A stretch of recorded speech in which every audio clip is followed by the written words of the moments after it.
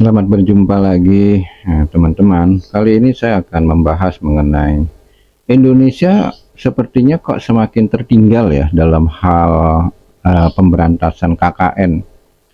Kita ingat dulu bagaimana semangatnya tahun 98 untuk membahas masalah KKN. Kok sekarang ini KKN ini semakin parah sekali ya. Parah sekali, jelas-jelas ini terlihat di depan mata kita ya. Mungkin ini yang dikatakan pepatah mengatakan gajah di pelupuk mata ini yang nggak kelihatan ya. Padahal udah kolusi, udah jelas sekali terlihat ya. Kemudian korupsi sudah, waduh, dibilang. Ada podcast yang mengatakan hampir semua katanya pejabat ini terlibat korupsi. Andai kata mereka ditangkap itu penjara ini penuh, nggak bisa menampung coba.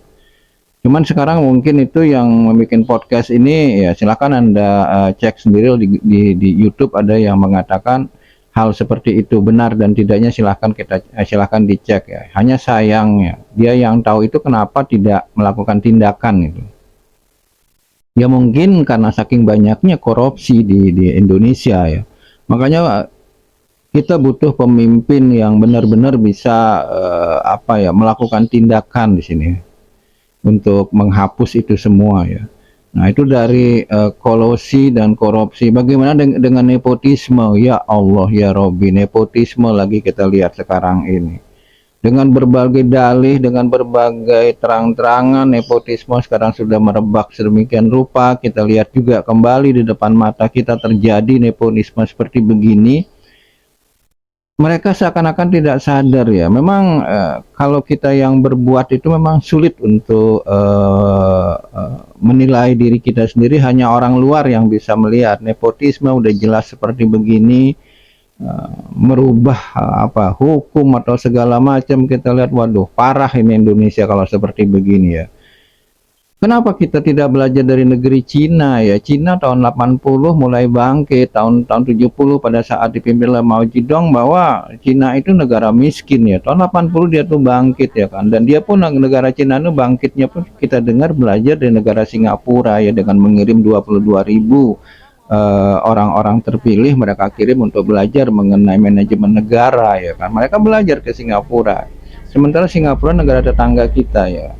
Nah, kita belajar dari Cina lah, kakak tua yang kata Pak Jokowi mengatakan kakak tua, belajar dari Cina ya kan. Setelah kita melihat dari bagaimana Mao Zedong gagal, kemudian diganti oleh Deng Xiaoping ya kan, dengan membuat tiga program ya waktu itu kan. Deng Xiaoping pertanian, industri, kemudian dia pendidikan dan pertahanan, itu yang Deng Xiaoping rubah semuanya. Dalam sisi pertanian, negara kita tuh cocok untuk belajar dengan Cina, saya katakan, karena kita memiliki sama-sama sumber daya alam yang sangat bagus ya. Mungkin di sini yang perlu dirubah, saya mengusulkan kepada pemerintah mendatang itu mengenai HGU ya, hak guna usaha mengenai tanah ya. Tanah ini kan sekarang kan diberikan kepada pengusaha-pengusaha ya. Sebagai contoh, saya dengar Prabowo di Kalimantan memiliki 2.400 hektar. Kemudian di Aceh saya dengar dia memiliki sekitar 1.200 hektar seperti itu. Ribuan yang mereka pegang oleh hanya sekelompok orang itu kan. Nah, sekarang kita lebih belajar dari Cina ya kan. Cina itu tanah-tanah yang tidak digunakan itu diberikan kepada rakyat. Kita juga aturan kan demikian kan. Cuma HGU ini kan bisa untuk per orang itu diberikan minimal kalau nggak salah 5 hektar, maksimal 25 hektar itu ya kan. Sekarang tanah tersebut sebaiknya dikelola rakyat saja, bukan diberikan kepada para segelintir orang gitu. Kemudian caranya bagaimana? Ya harus kita dukung dengan teknologi. Mungkin kita dulu udah pernah menerapkan sistem transmigrasi ya. Sekarang kita gunakan dengan memberikan kepada rakyat tanah-tanah tersebut untuk dikelola oleh rakyat, untuk kemakmuran rakyat, untuk kesejahteraan rakyat. Itu yang harusnya kita pikirkan gitu kan. Untuk tanah HGU atau hak pakai seperti itu, berikan aja ke rakyat, tetapi didukung oleh negara, diberikan penyuluhan, benar-benar diberikan teknologinya. Jadi jangan diberikan tanah kemudian hanya diberikan tempat tinggal, diberikan uang sangu, untuk makan setiap bulan selama beberapa tahun sambil nunggu panen, kemudian pemerintah nggak bertanggung jawab. Nah sekarang ini benar-benar antara rakyat dan pemerintah itu ya kan bergandengan tangan, teknologi diberikan, bibit-bibit tanaman diberikan, pupuk diberikan, dan bagaimana pengelolaannya itu diberikan penyuluhan sampai dia tuh berhasil, jangan ditinggal gitu dah. Seperti Cina yang saya lihat sepertinya hal seperti begitu gitu kan. Kemudian kalau Cina kan setelah mereka panen ada sistem pembagian antara pemerintah dan rakyat. Bukan kepada segelintir orang yang seperti yang sekarang ini ya, antara pemerintah dan rakyat yang diberikan tanah-tanah tersebut gitu. Bagaimana caranya pembagiannya kita lihat ya, 20% dari hasil petani tersebut disetorkan ke negara sebagai biaya ganti rugi, biaya pemberian bibit dan pupuk segala macam itu 20% hasilnya. Kemudian yang 50%-nya itu kan dibeli oleh pemerintah. Jadi pemerintah yang beli dari hasil petani ini. Nah, kita kan memang sudah ada terapan koperasi, hanya sekarang kan koperasi ini tidak diawasi dengan cara ketat oleh pemerintah. Nah, kita juga bisa terapkan hal yang sama seperti begitu. Dalam arti ya kan, pemerintah membeli produk tersebut, langsung pemerintah yang menangani gitu, harga yang sesuai yang bisa memakmurkan petani gitu. Kemudian setelah 20% diserahkan kepada negara sebagai biaya ganti rugi sewa tanah atau sewa apapun disebut seperti begitu, beli bibit, pupuk, dan mengenai pemakaian fasilitas teknologinya, entah mungkin nggak menggunakan sapi kan nanti di situ kan, menggunakan teknologi kendaraan mungkin digunakan oleh pemerintah. Nah setelah dibeli oleh pemerintah kemudian kan ada 30%-nya lagi, 30% itu digunakan oleh petaninya sendiri.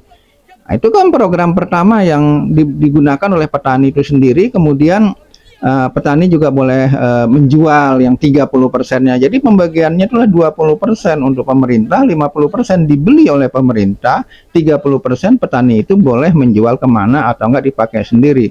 Loh, itu rumusan yang sangat bagus saya katakan. Harusnya kita tiru kakak tua kita itu begitu.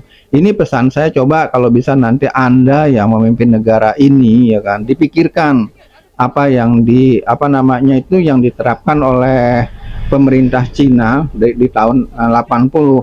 Berarti kita kan mundur jadinya gitu seharusnya gitu kan. Nah, sekarang ini terjadi ributnya lahan kemarin ini karena ada ya diberikanlah BP Batam itu kekuasaan sehingga diberikan kepada pengusaha lahan-lahan HGU seperti itu, ya akhirnya ributlah kita. Sekarang itu hal coba dirubah.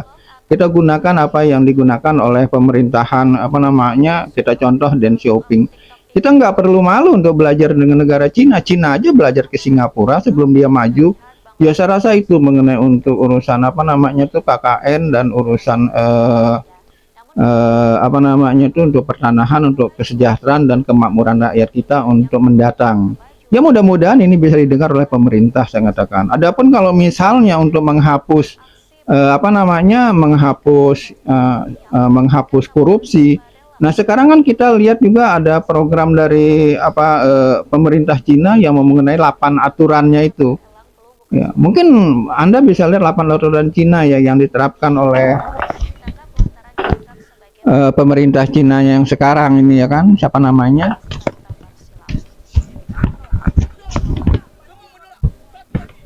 Xi Jinping itu kan, salah satunya itu kan dia tidak membolehkan pejabat-pejabat itu belusukan itu sudah tidak boleh. Itu bagus saya katakan, saya dukung. Ada 8 itu, nanti saya akan bahas lebih dalam. Saya katakan belusukan itu ya pokoknya pejabat negara tidak boleh melakukan belusukan itu ya di Cina sendiri sudah dilarang, kok kita menerapkan hal-hal seperti begitu ya.